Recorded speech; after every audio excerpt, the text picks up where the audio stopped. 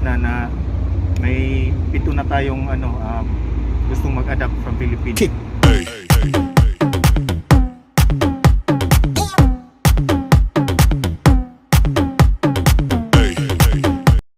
Feeding day, feeding ride adto sa exit 27.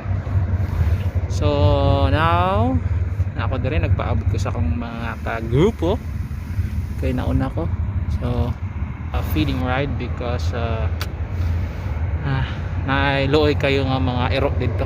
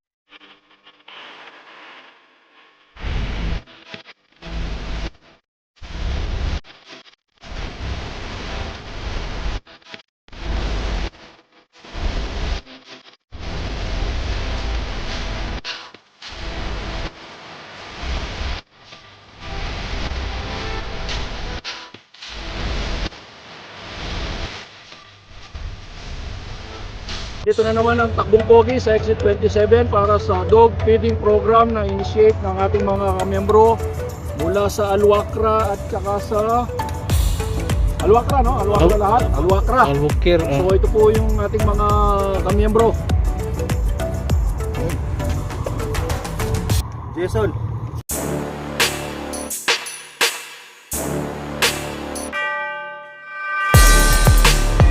Ilang taon sa Qatar dito? Ito. Dito sa Qatar. Dito sa Qatar. 2 years. 2 years na, okay. Eric po.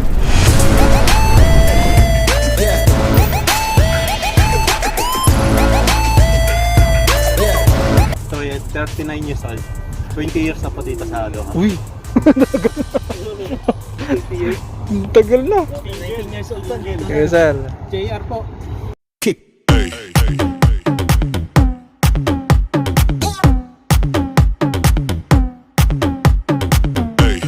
11 years na po rito sa Doha. Uy! Tagal na. Oh, sa isa. Uboy po. Ay, ito. Uboy po.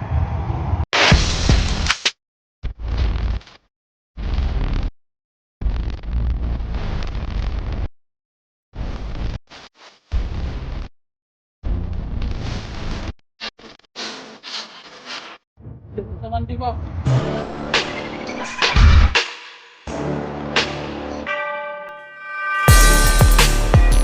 Sa Qatar. Alpi po, 5 years sa Qatar.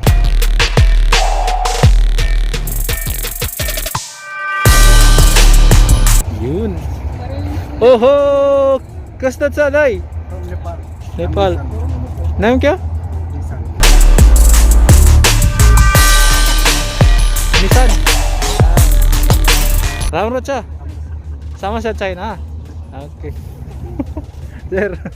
Michael po. Kick.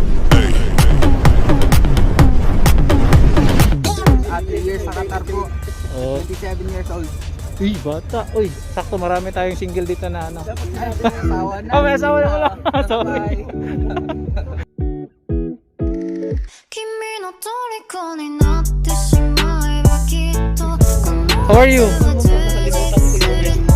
It's been 3 days since I've seen you, and I just can't forget. Girl, gets worse. I spend all night trying to feel good, trying to forget about you. Yan ang pinunta ni Ate dito. Next time, sana sama-sama tayo. Burot na? Another general. Another General Assembly na sa papuntang... Sana, huwag pa tayo sa ikuha natin yung... O siyan, ano, Molo Qatar. Qatar next Next ride, inshallah. last day, inshallah.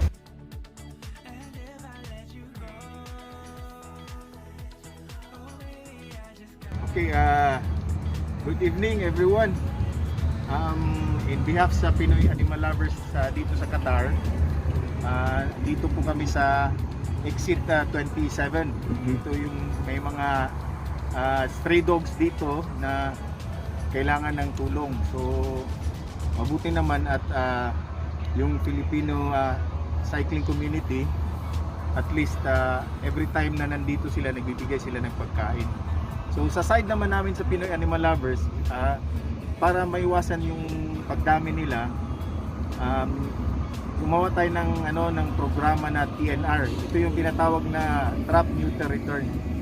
So ngayon, andito kami ngayon kasama yung ibang groups from the ministry para matulungan tayo na matrap sila at paisa-isa natin kung sa atin pa ipakapon para hindi na dumadami.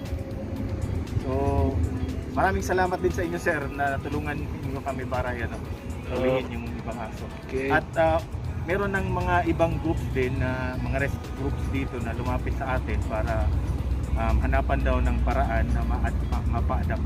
Mahirap kasi magpa-adapt lalo na pag mga ganitong breed.